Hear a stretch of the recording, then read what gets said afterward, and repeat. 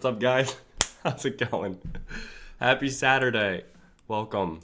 It's the first Gen 180 official live stream. What's good now, Cat? What's good? Yeah, Buddy's here. Georgie. A lot of people I'm recognizing just from the other live streams. By the other, I mean the normal, reaction channel. How am I? I'm doing okay. I woke up not too long ago, like a couple hours ago, just because feeling really sore throat and a little under the weather. But other than that, I'm Gucci. Yeah, it's not too bad. See, how was I gonna start this stream? I was gonna start it by going over my own personal quick 30-second testimony on why I believe in a God. Believe in God.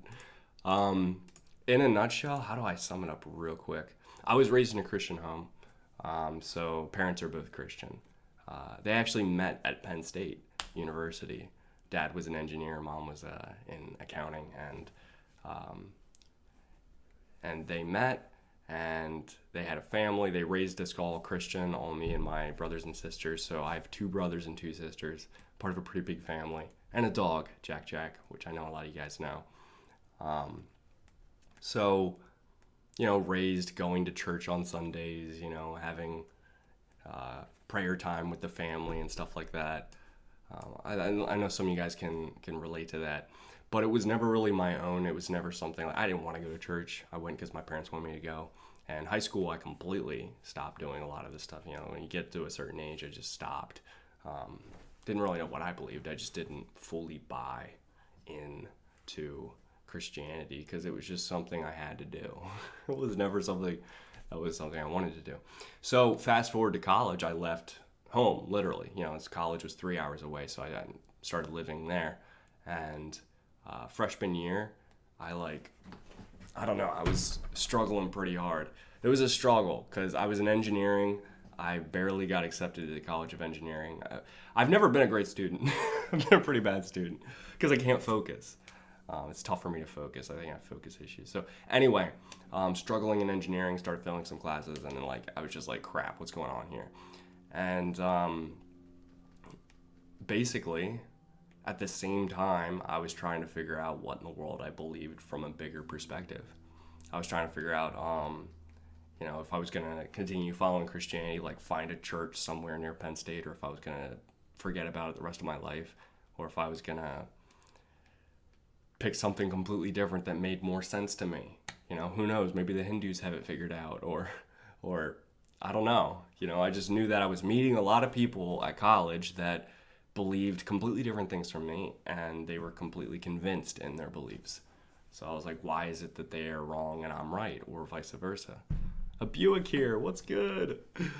Buick, brought up in the church kid. That's me. That's okay. So we got some Buicks. I like that. That's funny. I've never heard that before. So Buicks, brought up in the church. That was me. Church kid, went to college. Didn't know what I believed. And what kind of sucked the most about failing in college, in the beginning at least, was that I felt like my whole life was sort of crumbling. I don't want to make it so dramatic, but it was that way for me. I try to not be a dramatic person, but it happens regardless. But yeah, so I think it's because I was attaching a lot of my identity in my career, in my degree, in my engineering degree. My identity was wrapped up in that 100%. Ever since I was little, I knew I was going to be an engineer. In my head, I was like, I'm going to go get an engineering degree at an engineering college like Penn State. I'm going to go do what my dad did, then get a job, then have a family. And it's everything was so crystal clear from a very young age. Before I even knew what an engineer was, I knew I was going to go to Penn State, become an engineer, and get an engineering job. So for me to go to Penn State and then get an engineering degree and then start failing in the very first year, I was like, this is terrible. What is my life at this point? So it was a difficult, to say it lightly, it was a difficult time for me. There's fireworks going on right now. 5th of November tomorrow. Oh, okay, gotcha. Well, it sounds like a party's going on over there. But anyway, what was I even saying? So I was face down on my floor in my dorm room. It's such a rock bottom moment for me. I'm face down on my floor. Roommate comes in. He's like, "You okay?" And I'm like, He's like, "You want me to leave you alone?" I'm like, He's like, "All right." And he left. So there I am. I'm probably there for a few hours. I'm just trying to think about life and where I'm going to go from there. And I made this really simple prayer to God. I was like, I don't know, who or what, or if you exist, or what's going on with this whole thing with you. But if, you really are real, and you are who they say you are, it would mean a whole lot to me if you could reveal something to me, if you could show me a sign, if you could help me out here, because my life isn't going great. I'm probably going to end up dropping out of this degree, and I don't know what I'm going to do with my life. But I would love to get this one answer, an anchor point, so I can figure everything else out. Because I know I can't do any of this on my own. So it was probably out of a point of desperation. I was like, I know I can't do it. So if you exist, could you help me? Which I guess that's a pretty selfish place, but it's where I was. I was basically saying, could you please help me? It was a rough sequence of it, but I did really poor my freshman year. So some of you guys understand this. You understand the struggle a little bit. It was tough. Being away from home for the first time, it was just like a concoction of my rock bottomness. Which, it's first world problems, really. Because worst case scenario, I guess I move back home and I guess I try to figure something out or get a part-time job somewhere in the meantime. And I would have survived. There's no scenario where I would have died. It's just, for me, I'd never had everything crumble like that before. And everything was based in getting this degree, and for that to fail, I didn't know what was going on. But the worst feeling is trying your best and putting your effort into something. That's the thing. That's a really good point, is I was putting in my absolute best, and that was the result. So I prayed that prayer, God, are you real? And if you are, could you please help me? Because I don't know what's going on. And just that same day, I got invited to go to this Bible study. It was a little Christian group on campus, a little small Christian group, very small, but I got invited to go there.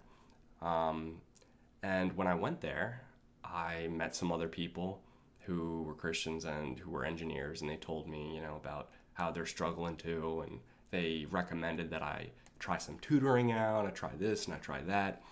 And I mean, they didn't know that I've already tried all that, that I've done that. I've been trying that all semester and none of that's been working. But one thing they said, when I talked to this one guy there, he, in confidence, he told me, he's like, listen, if you just, God's real. If you give God the first portion of your time each day, whatever that is, whether you're praying or reading the Bible or just, meditating on His Word, whatever you're doing, if you give up the first of your time to God, He'll make the rest of it real to you, and He'll bless the rest.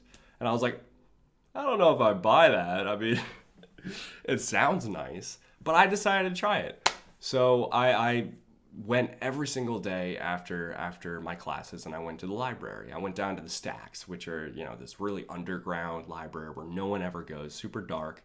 So you got one light above you. And I needed that. I needed to focus. And I decided to pray and read a chapter in the Bible before studying every day. And I was thinking, I don't know how that's going to help me because it's just taking more time for me studying. So I tried it. And for the first time in my entire college life, I started to actually pass my classes, and I started to really ace a lot of my classes. And things were just going completely 180. I was taking a full 180 from where I was going. And I was like, this is actually pretty insane. And there were a lot of classes I knew I wouldn't pass on my own. There were classes I was failing, and I took the final, and I know I didn't do well, and then somehow I got a C or I got a B. I don't know how it happened. And I don't know if it was even a curve, because my friends didn't get a curve. So what's with that? But even Naomi gets it. Every morning I would ask my mom if I can drop out of school. I would have the same conversations. All I know is that when I was at the lowest point and I asked God for help, he done helped me. And I know it wasn't me. I'm very, mathematically minded, and none of that added up. It was like I was getting blessings around each corner. There would be professors that just gave me another week to study for an exam, or ones that just forgave me not turning in homework, or I don't know, whatever it was. There were just so many things that happened, and I was like, this is insane. This can't be chance. It's too many times for these unique events to happen. And I was like, all right, well, there's something happening here. I want to be able to take the next step and towards that. And so I actually officially joined, like one of those small groups on campus where, we'd learn more about the Bible and stuff like that, and really get into it. I wasn't even joining a church at that point. That was like too big of a step, because I'm away from home. If I'm home, I'll go with my parents to church because that's what they do.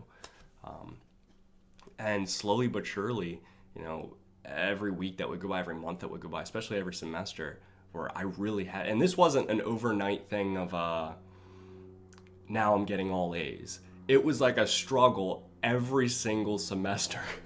That's another thing. I don't have a cliche story. It's like every semester was a struggle, and it was like bare bones, brink of crying every second after every exam. But I don't even know how it happened. All I know is that God helped me with all of that, through all of that, and he helped me pass. And it was all him. I know it wasn't me. And that was a huge testimony to me. He made himself real to me in that moment. So I wanted to be able to take that next step with him. When I was in my junior year, I started to actually attend a church. And I actually started getting into it myself. Like, people would ask me, I would say, yeah, I'm a Christian. I believe in God, and I had a story, and it was my own story. It wasn't my parents' story. There's a lot I'm leaving out. That was like the college academic aspect of my story. There was a lot of other things where I was looking into all of these other religions, other beliefs. I was having hundreds of conversations with my peers and different roommates I've had, where I wanted to know what they believed and why. I had a really good friend, very close friend, who was Muslim, and I wanted to know what he believed. And I noticed that there was, some similarities between the Quran and the Bible, and I wanted to know what those were and what the differences were. And without getting into it too crazy depth or detail, Christianity really made the most sense to me. And I don't know if that was just because that's what I was raised with. That probably had something to do with it. But just from an objective perspective, if I got to the point where I was like, I don't know what I believe. When I was in that point and I started reading everything, I always came back to that, Christianity. And I think the biggest difference is Christianity doesn't pretend like we're perfect, and we don't pretend like we ever could be. And that's the whole point, is we can't earn our way to heaven. We can't earn our way to salvation. It's impossible. And it's all about what God did for you. It's because we can't earn it ourselves that we put our hope and faith and trust in Jesus, because it's from his grace that we're saved through faith in him. Ephesians 2:8-9. So that made sense to me, because I read all these other religions. It was all, you do these good works and you can get into heaven. You do these things and you avoid these bad things and you're set. And no matter what it was, every standard seemed unrealistic. It seemed unattainable. It seemed like I would be frustrated my whole life. It seemed like that was the only answer, is frustration and guilt and doubt. And it just seemed like a sad journey. And it didn't seem like what a loving God would do, to be honest. And there's a lot of controversy in all of that. And I'm not trying to get into any deep theological arguments, but that was the number one unique thing I saw about Christianity that I didn't see in any other religion, is that there's a loving God who would literally die and get beaten on a cross just to get a chance to know you, and to say that there's nothing you can do. So just have faith that I've died for your sins and I've paid for your sins on the cross, and that's all you got to do. And I'm thinking, wow, that blew me away. And that never clicked in my mind until it actually happened in my college career. And when it happened to me, it clicked in this whole new way. I'd heard the story 1,000 times, but because I was a Buick, born and raised in the church type of kid. But it was this whole new thing when I was actually living it out in my own life. But yeah, so that's my story, and there's been so many ups and downs since then, and it was really tough. I had some struggles after getting a job, and then with different people I've been in a relationship with, I had struggles with different things, and but overall, God's always been there, always. And I see that so clearly now, but sometimes it's tough to see that in the actual moment. But during this whole time, with that, I guess for most of my college career, I had the YouTube channel, and I only really had the YouTube channel after I found my own faith in God personally. So ever since the first 100, the first 1,000 subscribers on JAJ, I always knew I wanted to do this, what we're doing right now. And I didn't know what it would look like. I didn't know how or any specifics. All I knew is that that's what God was telling me with a megaphone in my ear the very first time I saw our first video, Taman's Danger Reaction, get some views, was you need to use this for the gospel. You need to use this to bring people together for Christ. You need to use this to share the truth with others. Of course, I don't want to be obnoxious. It's a very difficult thing to do. That's how you know something isn't coming out of your own head. It's something God's telling you. It's when something you don't want to do. Like something you really don't want to do. You want nothing to do with it. You're like, come on, I'm just comfortable doing my own thing. I just want to be comfortable with K-pop and opening snack boxes and making vlogs. He's like, no, I want you to actually proclaim my name to the nations. I'm like, listen, all right, that's a big thing. And it took a lot of struggle, but that's where I truly believe that God was leading me. So that's why I started this channel. It's the whole point. It's because God completely turned my life around 180. And I wanted to be a generation that turns our life around for God. And so that was what Gen 180 is all about. That's why I started the channel. And it was a long time coming. I really wish, there's some regret there. I wish I would have started it earlier. But I know that there's a reason for everything. God's timing is not our timing. And I'm just trying to be faithful to what he's calling me to do. But so that's my personal experience, is why I started the channel. I wanted to have a sort of a testimony stream before really diving in too deep into the Bible. But I think this stream was really important because we are able to get the prayer group started. So anyone that's starting now and watching the stream who came in afterwards, in the very beginning of the stream, we decided that we wanted to start a prayer group. So anyone that wants to join the group chat, I think it'll be on Kakao. You could just put your username here right now. Just type in, say my Kakao username is blank. Or let me know that you want to download it if you don't have one yet. And we'll add you to the prayer group. So if you ever have any requests or any advice or support or anything you need throughout the week, you can just hit it up on the prayer group. For example, I just had a huge presentation that determined most of my working career. I've been working on this project for 5 months. It was a really big deal. I was super nervous for it, and it wasn't going super great the very last week. So I had asked, I had called up my parents and asked them to pray for me. But there are times when I don't feel comfortable always just calling mom and dad about stuff or calling some friends. It's more comfortable when you're in a Christian live stream like this right now, Gen 180, and we start a group chat just for that. So it would be really easy for me to be like, listen, I'm super stressed about this, and it's really difficult. Could you guys please pray for me? And then boom, that's a perfect avenue to do that. So it's a way we can support each other, keep each other in thoughts and prayers. And again, I believe that that's actually a powerful thing. There's a power in prayer. We see that over and over again in the Bible. It's not just saying things to make ourselves feel better or whatnot. It's actually being heard by a loving God who wants nothing but to help you. But yeah. Oh wow, we've been going on for 46 minutes.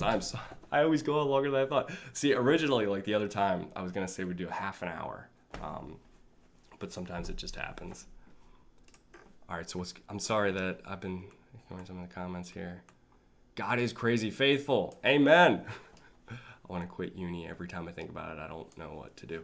I agree. I want to quit university every moment. I wish I could quit now and I'm out of university. I just want those memories gone. I have a little bit of PTSD from that. I'll get mad stressed just thinking about it. Honestly, there were times where I was so stressed out and I was praying so hard and I knew I was failing 4 classes. And then I got my report card and it said I passed every single thing. And in that moment, I knew for a fact that I didn't pass. that God helped me pass. Like, I know that for a fact. And I just like completely lost, just like crying for like an hour straight. There are moments like that, a lot of moments like that. No one knows about that stuff. I guess now you guys do, but my friends don't even know about that. Like Akbar doesn't know about that. I was able to pass most of my classes in college thanks to God. Similar testimony.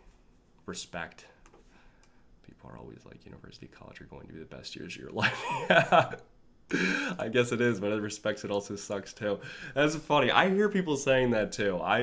It completely depends on what you want out of college. Some people are just partiers and I don't know, they get like a degree that might not be something they're even interested in. They just wanted something easy.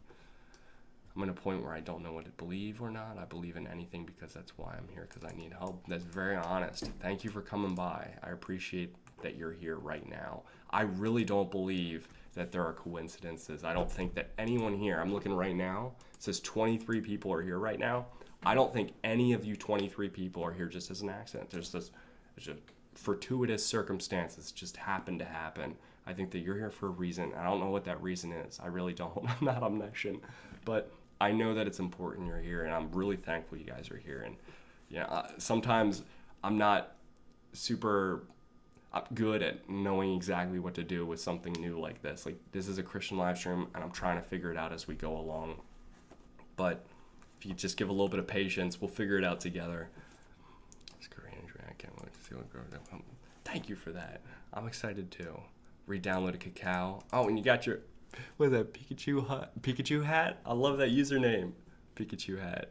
All right, so we got people giving their Kakao. That's awesome. Just did. Thanks. Awesome. Cool. Your username is Patty. My friends would have laughed at me if I asked them to pray for me. See, that's what a lot of people are like. And they're just not on the same page. It's not even that they're trying to be mean. It's just they don't believe the same things. And so a lot of people don't have someone that they could ask to pray. Like, most of my friends aren't Christian. Most of my friends are either atheist or agnostic. They would say they believe in science or whatnot, as if science is the anti-Christian, which I think they go hand in hand personally. I'll talk about all that later. But a lot of people don't have that, myself included. So that's the whole point, this comment right here. That's the whole reason that I wanted to start the group prayer chat. I'm studying at 2 universities, and all I want to do is drop out of both of them. 2? Man, I thought 1 was stressful enough. You're in 2 universities? Dang. Man, we'll be praying for you. I hope you can stick through it. You're getting 2 degrees at once? You're getting a minor somewhere and a major somewhere else? You're taking like some online classes? Yo, what's up? How's it going? Welcome to the stream. It has to be a personal experience. That's what everything comes down to. See, that's the reason that I wanted to do something a little more passive, like a second stream, a second channel called Gen 180. I didn't want to put too much on my main channel because I don't want it to be something that I'm trying to convince someone into. You can never convince someone into a relationship with God. It's impossible. And if you did convince someone, it'd be a genuine personal thing. It'd be someone pressured them into it. The whole point about Christianity is having a personal walk with God. And those are all going to look different, unique to the individual. But yeah, that's the whole point. I appreciate you saying that, though. Wait, is there a prayer group being formed? Because I'm for that. Yes, there is. So there's a Kakao group chat that I just got invited to, actually. I think, yeah, Buddy set it up. I gotta call someone with work after this. So at work, they figured out I'm a YouTuber, don't ask why. And they gave me a video project, and apparently they need help because the video is not playing or something like that. So I'll end the stream in like 5 minutes, which I was gonna do anyway. But I gotta help them at work, right? They're doing a work function party right now. That's how antisocial. I'm not at the work party right now. But I'd rather be at a live stream with you guys than be at a work party. But yeah. Everything does happen for real, 100% agree. And science and religion can't coexist. Thank you for saying that. Oh man, you guys are pretty cool. I like you guys. It's funny how celebrating diversity often comes from putting down Christians. That's really interesting you would say that. And yeah, it is that way now that I think about it. It is interesting. I think they're, unfortunately. I go to school that takes pride in diversity, but sometimes it's hard because they often see Christians as oppressors. Yeah, it's odd. If you're a Christian, you're gonna get attacked. Trust me. It's not easy sometimes. I've been following you since JAJ. Thanks, Pop. I didn't know all the way since JAJ. Oh wait, you did mention that. It means something to me. It's like deeper feels when someone's been like, who's someone who knew me all the way since I was a non-K-popper, someone who had never heard K-pop, and I'm just sitting there with my friend on a couch listening to some music videos that our other friend put on. Bang, bang, bang, bang, bang, man, these fireworks. It reminds me of like Big Bangs, bang, bang, bang right now. I feel like God wants me to be an English teacher in Poland and help kids. That's why I'm trying so hard to quit university. Dang, that's pretty cool. English teacher in Poland. That's pretty awesome. See, people who go into teaching because they feel that they're called to do that, they actually want to help. That's the whole point. They're so effective. Like, they're so moving, and they really help grow and teach kids. But people who go into it just because, why not be a teacher? Or it might not even have been their plan A. Maybe it was their plan B or their plan C. Not as effective. But man, if that's what you feel like you're called to do, that's awesome. I really hope that can all work out for you. I think with my religion, you're going to get attacked for what you believe, and many people, which is horrible. That can happen. So is your religion, is it Islam? I think. I'm trying to remember. Whoops, I'm highlighting things I don't mean to highlight. You've watched my entire K-pop? Look at you, man. Appreciate support all the way since JAJ, the entire K-pop journey. Josh Big Bang. There's a lot of misunderstandings out there. So, just to real quick kind of go over what we were talking about. Last time we met, it was a really quick demo stream. I know that only half the people that are here right now were actually part of that. But basically, we opened up the Book of John, and this is the very first chapter in the Book of John. Just to give you a quick review, there are 4 Gospels, and the Gospels are 4 different books of the Bible: Matthew, Mark, Luke, and John, and they're all written by one of the followers of Jesus. So Jesus had a bunch of followers. He had sort of an inner circle that were the closest of his disciples, called the 12 disciples. And 4 of them, Matthew, Mark, Luke, and John, wrote books about their experience with him, and books about, from their own perspective, what it was like to live with Jesus and be part of his ministry for a few years. All the way up until the crucifixion and resurrection. So it's pretty bizarre. It's pretty cool, though. So I'm starting with the Book of John because it's really interesting how it's framed, and that anyone, whether you're atheist, agnostic, Christian, Muslim, whatever, it starts at that point where everyone can follow along, and it can be meaningful to everyone. It's not jumping straight into something that would be out of context or wouldn't make sense with a lack of context. It kind of goes right in the beginning. Oh, you gotta go? All right, we'll finish things up soon anyway. I'm getting 2 majors at the same time. You are getting 2 majors. Dang, yo. Whew. That's gonna pay off if you can stick with it. That's impressive. I have no problem against any of your religions because your beliefs, since you're interesting. Look at your perspective, though. Appreciate that. Thank you, yeah, buddy. Oh, okay, yes, it is Islam. Okay.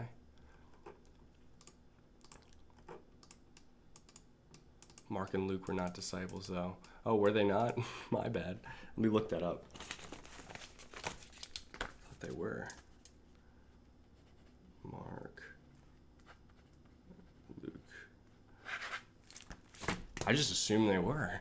No, I appreciate you pointing that out. I'm going to look that up afterwards and figure that out. But yeah, anyway. So, the Book of John. And John was kind of called the favorite disciple without saying that. He'll reference it as the disciple whom Jesus loved. A very close friend, personal friend of Jesus. So it was like a really intimate perspective. It'd be like if my friends wrote a book about my journey through K-pop and how I started out as a non-K-pop fan and was in JAJ, then eventually started my own channel, and then, whatever I end up doing, started my Christian channel, Gen 180. If my friends wrote a book about that, it'd be like the Book of John is like Akbar's perspective, because Akbar is the closest to me through that journey. And it'd be like the Book of Luke might be Rob's perspective, the book of, you know what I mean? So it'd be like, I don't know if that made any sense to anyone, but like that's kind of the way that it would be viewed. And it's written, interestingly enough, it's written like a history book sometimes, because that's the way it was written. It sounds like a fiction or anything. Like the Prophet Muhammad was a real dude. Jesus was a real dude.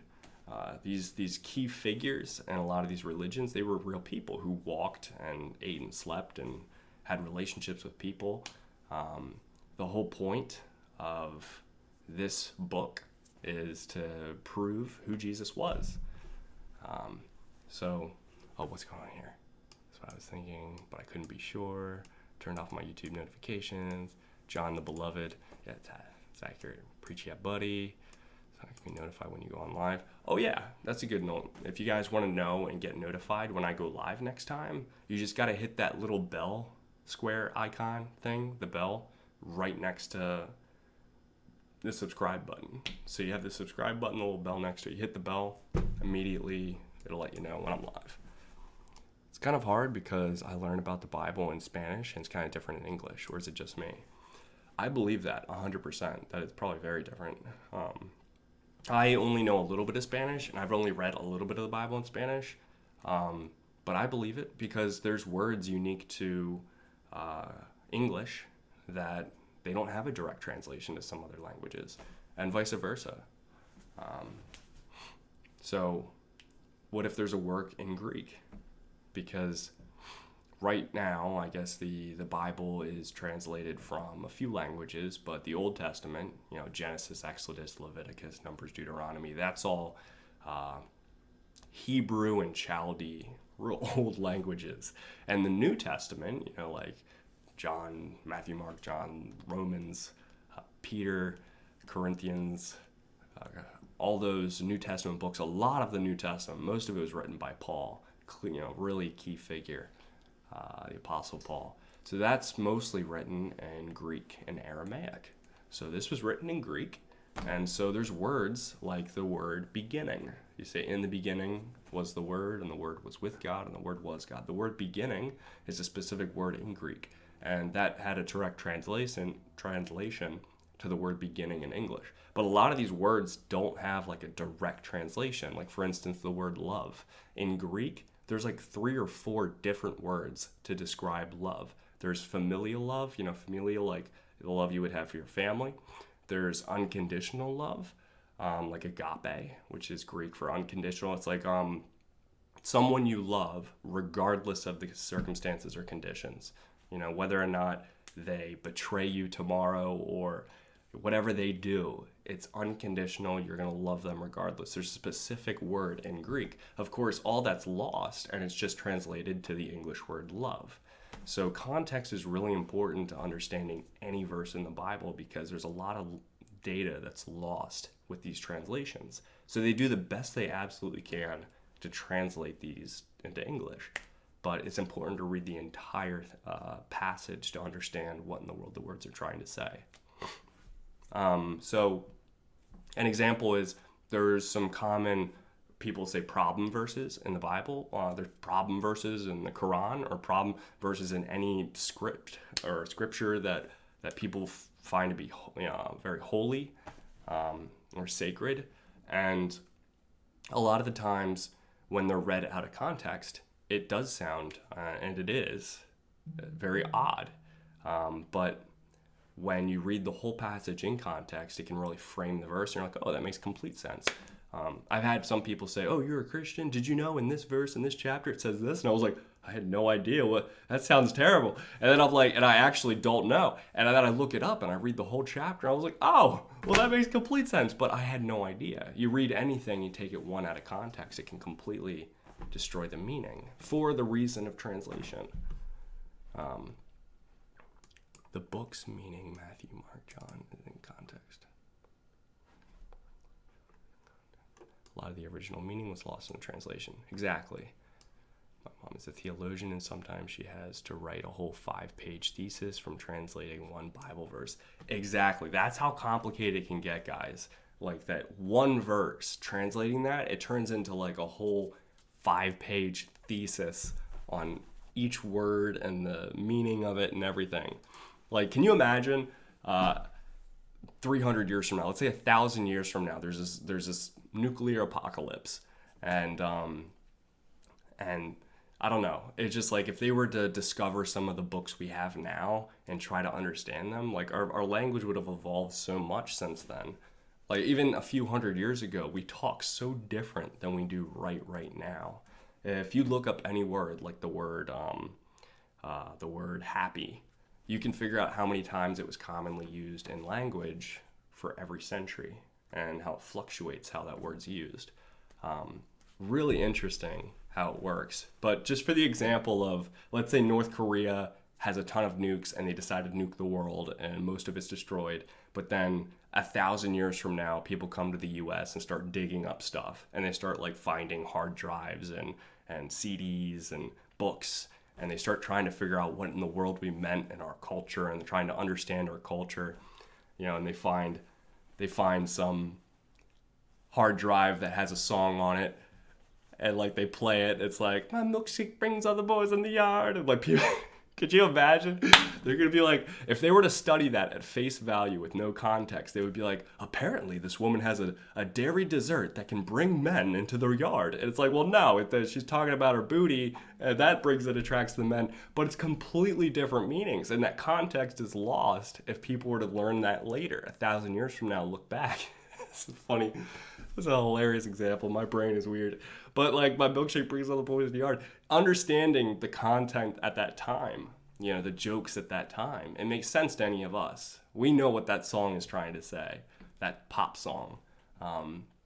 Just like we understand a lot of the different Korean pop songs and what they're trying to say. But if you took that out of context, 1,000 years from now, they look back, no clue what we're trying to say. They would think that we have brainwashing milkshakes that can attract the male race. That's what would happen. So what we're trying to do is read this, understanding that there's some lost context, and trying to understand the meanings that might have been lost, and read it all in context and do the best we can with the translations we have. I've read a lot of translations. There's a lot of translations within this. I'm reading NIV right now, which is a common translation a lot of people respect and use. There's ESV, there's King James, there's all kinds of translations. I've never read a bad one. And they're usually pretty minor differences between the two. But yeah, so just to throw that out there, that's kind of why that there's different translations and why a lot of the info gets lost along the way. Although I don't forget that you have to call. Oh yeah, I gotta call work. I could keep going. It's been an hour. I know we didn't really get into all this yet, but I just love this passage in the beginning. I love how it starts out. I love the whole point of the book of John. It starts from the very beginning. In the beginning was the Word, and the Word was with God, and the Word was God. That's just framing everything. That's the most dramatic way to start it. Like if I were to start just having a speech, like a really dramatic speech, I'd want to start that out from the dawn of time. But that's what he's doing right here. In the beginning was the Word. So we were trying to figure out, okay, in the beginning was the Word. What is the Word? And the Word was with God. So apparently the Word was with God, and the Word was God. Oh, that's elevating the Word to the same level as God, which is a very, very significant thing. And he was in the beginning. Now he's saying it was a he. The Word is a he. He was in the beginning with God. Through him all things were made, and without him nothing was made that had been made. So this the Word is a he. He was with God in the beginning. He is at the same level as God, and he made everything.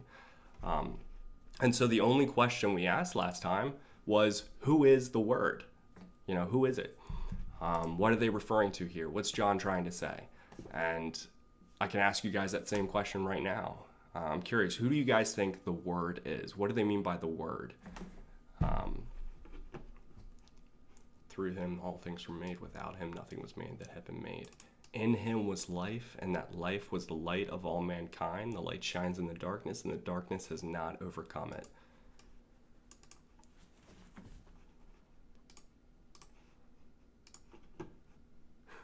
Reading these comments now of your examples. Oh man, I gotta like back off the pop culture references. But yeah, basically, as most of you guys said last time. Oh, you gotta sleep now? Bye, Matt. Take it easy. It's 4 a.m. there. You gotta go to sleep. Crazy, man. Yeah, it is. It's 4 a.m. over in Australia right now. So, what you guys said last time, and as June said right here, the word is Jesus. And that comes in later. If we skip to verse 14, it kind of gives the answer to that. It says, the word became flesh and made his dwelling among us. We have seen his glory, the glory of the one and only Son. The one and only Son, Jesus, who came from the Father, full of grace and truth. And that's what the whole point of this chapter is. It's the whole point of this. The word is Jesus who became flesh. Thanks, Matt. The word is Jesus. Neon Light, I wrote you a DM on Twitter. I hope you see it because I don't want to spam the chat. Gotta go by. Bye, Neon Light. Yeah, I'll check out your DM later. Thank you. That's the whole point of this. And there's a reason, called the word. And there's a point that John is trying to make. Remind me of my Western civilization teacher. Do I really?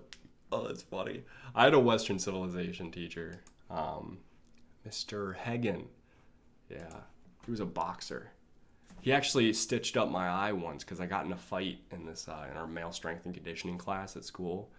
I got in a lot of fights, and I busted open my eye, and he actually stitched it up for me. Or I forget what he did.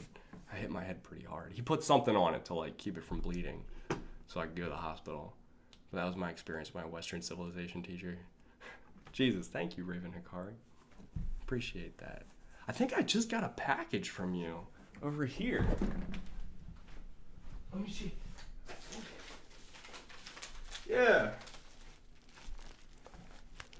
I did get a package from you.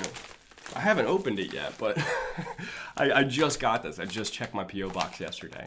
But I've been waiting to do this opening on a live stream. So next time I have a live stream on my main channel, which will probably be pretty soon, I'll open the package because I wanted to do it live. But yeah, thank you for that. Okay, cool. So that was the whole point of that. And I'll just go through one more passage. Oh man, I gotta call work. I'm sorry guys, I really gotta call work because they're at a party. They're trying to figure out how to play this thing. I made a whole testimonial video for a whole plant. Oh my goodness. Okay, so I gotta go take care of that. I kind of feel responsible for that too because I made this whole video for our plant, and I guess they forgot the flash drive. Which seems like a pretty irresponsible move, but hey, I guess we all make mistakes. We're only human.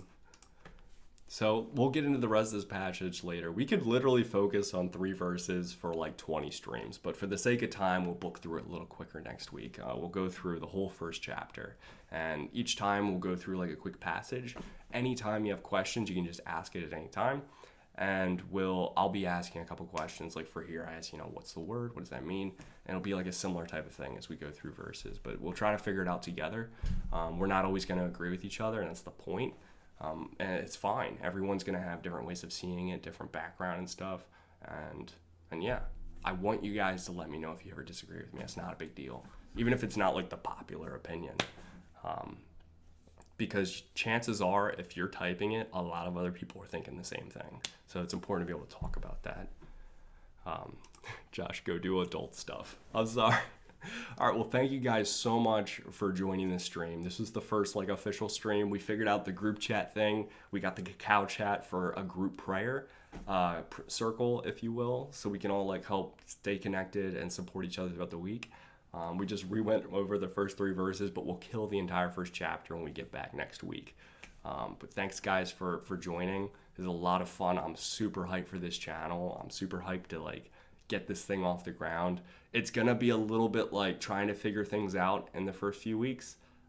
This stream, we're trying to figure out the whole live streaming situation. That's gonna keep happening a couple streams, I'm assuming, but I know that eventually we'll figure stuff out and we'll get our momentum going. But yeah, thank you guys so much. Thank you for joining the stream. This means a whole lot to me. I'm super hyped for this, and I'll see you guys next week, or probably in the next main chat stream on my main channel because I see most of you guys there. What are you guys saying? Thanks for the stream. You're welcome, Nailcat.